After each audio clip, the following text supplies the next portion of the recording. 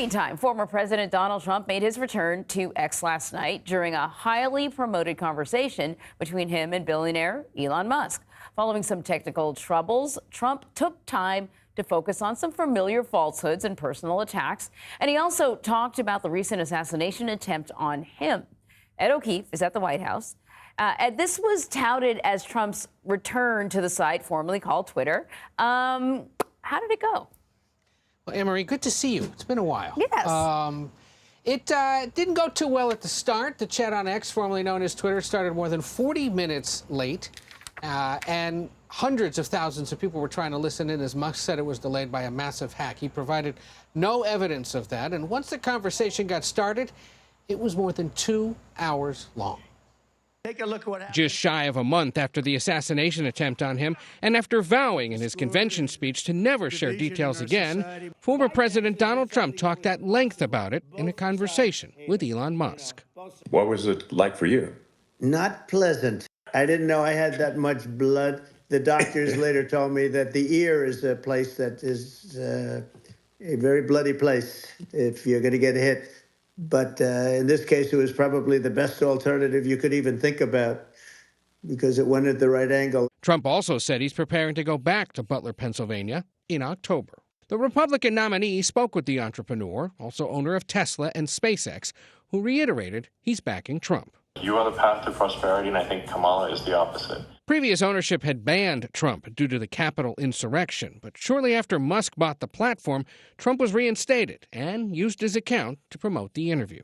In the chat, Trump targeted Vice President Harris. Third-rate, phony candidate. She's incompetent. She hasn't done an interview since this whole scam started. But complimented a new Time magazine cover of her, despite saying it didn't even look like Harris. She looked very much like our great First Lady, Melania. And he attacked President Biden. The worst president in history. And one of the reasons he was so bad, first of all, the Israeli attack would have never happened.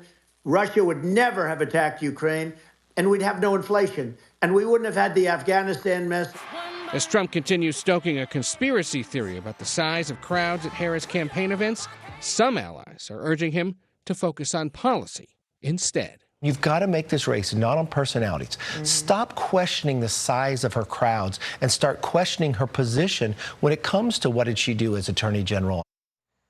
In response to the live stream on X, the Harris campaign said in a statement that Trump's entire campaign is in service of people like Elon Musk and himself, self-obsessed rich guys who will sell out the middle class and who cannot run a live stream in the year 2024. Anne-Marie? All right, Ed. Yeah, it was an interesting conversation in that they almost at times seemed to be sort of not listening to each other and sort of talking past each other. But I digress. I want to ask you about a couple other things before I have to let you go. There have been some allegations that both the campaigns, well, the Trump campaign and at the time the Biden-Harris campaign, were hacked. What do we know about this investigation?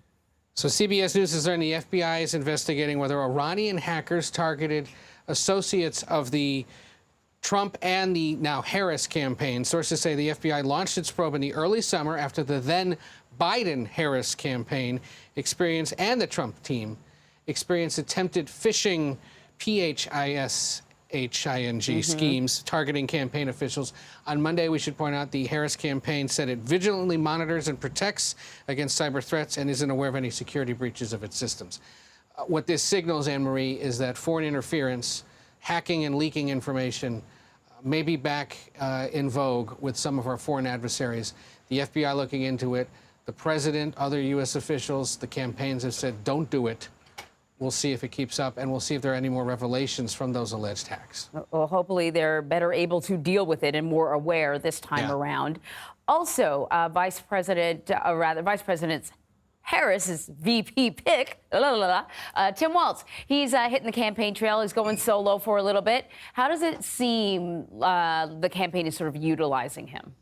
So he's starting in California by addressing a municipal labor union. He's got a fundraiser out there on the West Coast, then heads to Denver to raise more money, then heads to New England, Rhode Island, among other places, for campaign fundraisers as well. So this is his first solo trip, and as you can see, mostly for lower profile or friendly audiences, but a good example of what ultimately the running mate ends up doing, which is going to fundraisers to stoke the donors, make lower profile appearances in front of interest groups. That's what we can expect he'll do a lot of after the convention in Chicago next week.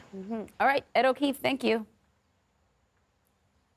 The Democratic National Convention kicks off in less than 1 week. CBS News will have special coverage of the events in Chicago starting Monday, August 19th at 5 p.m. Eastern.